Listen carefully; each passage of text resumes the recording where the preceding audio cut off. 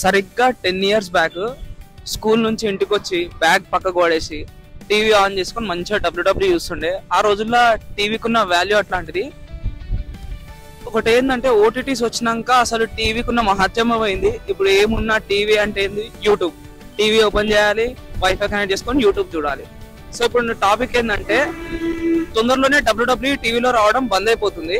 ఎందుకంటే మొన్ననే నెట్ఫ్లిక్స్ వాళ్ళు అనౌన్స్ చేశారు, ఏప్రిల్ నుంచి ఇంకా డబ్ల్యూడబ్ల్యూ టీవీలో, అంటే టీవీలో టెలికాస్ట్ కాదు, ఇంకా మనం ఏమున్నా నెట్ఫ్లిక్స్ అకౌంట్ తీసుకొని నెట్ఫ్లిక్స్ లోనే చూడాల్సిందే. ఇప్పటి వరకు అయితే సోనీ స్పోర్ట్స్లో వస్తుండే, మన సోనీ లివ్లో వస్తుండే ఓటీటీ యాప్లో. ఇప్పుడైతే ఇంకా వచ్చినట్టు మనం నెట్ఫ్లిక్స్ అకౌంట్ తీసుకోవాల్సిందే, అందులో చూడాల్సిందే. కానీ ఎంతైనా టీవీలో చూస్తేనే వేరు, ఎందుకంటే అట్లా ఛానల్స్ చేంజ్ చేసుకుంటా మంచిగా డబ్ల్యూడబ్ల్యూలో అడ్వర్టైజ్మెంట్ వచ్చిన ప్రతిసారి వేరే ఛానల్ పెట్టుకుంటుండే. ఇప్పుడేమో అట్లేముండదు, ఇంకా నెట్ఫ్లిక్స్ చూడాలి.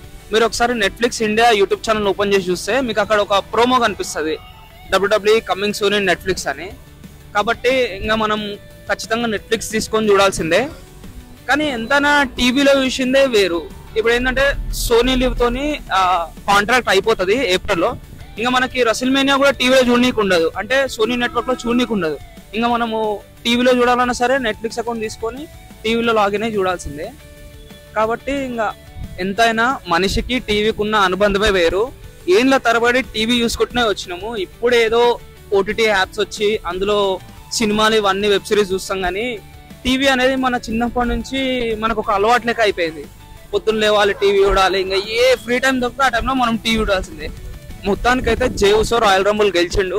ఇంకా గెలిచి నెక్స్ట్ మండే నైట్ రాలో వచ్చిండు, మీరు చూసిరు ఆల్రెడీ. జే ఉసో ఒక ఎమోషనల్ ప్రోమో కట్ చేస్తుంటే గంతర్ ఇంటరప్ట్ చేస్తాడు. ఇంటరప్ట్ చేసి ఇంకా గంతర్ డైరెక్ట్ ఒకటే మాట అంటాడు, నువ్వు ఆరా గెలిచింది, నీతోనా నేను మ్యాచ్ ఆడేది అని అంటాడు. జే ఉసో అప్పటికంటే ఇంకా నేను ఎంత హార్డ్ వర్క్ చేసినా నాకు తెలుసు, నేను ఇంకా ఏది ఫిక్స్ కాలే ఎవరితో మ్యాచ్ ఆడతాను అనేది అని అంటాడు. కానీ మనకు ఆల్రెడీ తెలుసు ఖచ్చితంగా మాక్సిమం గంతర్తోనే రెసిల్మేనియాలో మ్యాచ్ ఉంటుంది జే ఉసోతోని. బట్ ట్రిపుల్ హెచ్ అసలు ఇంకా ట్రిపుల్ హెచ్ మైండే మైండ్, మనం చెప్పలేము. ఇప్పుడు అసలు నేనైతే లాస్ట్ లోగన్ పాల్ అయినా గెలుస్తాడు అనుకోలేదు, కానీ జే ఉసో గెలుస్తాడు అసలు ఎక్స్పెక్ట్ కూడా లేదు. జే ఉసో గెలిచాడు. కాబట్టి ట్రిపుల్ హెచ్ కావాలంటే కొత్త అపోనెంట్ అయినా క్రియేట్ చేసి పెట్టే ఛాన్స్ ఉంటుంది రెసిల్మేనియా మ్యాచ్ లో. కాబట్టి జే ఉసో ఈ ఫ్రైడే నైట్ స్మాక్ డౌన్ కి వస్తా అన్నాడు, వచ్చి కోడీ రోడ్స్ ని ఫేస్ చేస్తాడు. నాకైతే మాక్సిమం కోడీ రోడ్స్ ని ఫేస్ చేయడమే అనిపిస్తుంది. గంతర్ తోనే మ్యాచ్ ఉంటుంది రెసిల్మేనియాలో, ఎందుకంటే వాళ్ళిద్దరు రైవలరీ ఆల్రెడీ స్టార్ట్ అయిపోయింది 3 months ముందే. కానీ ట్రిపుల్ హెచ్ తలుచుకుంటే ట్రిపుల్ థ్రెట్ మ్యాచ్ అయినా చేయగలుగుతాడు.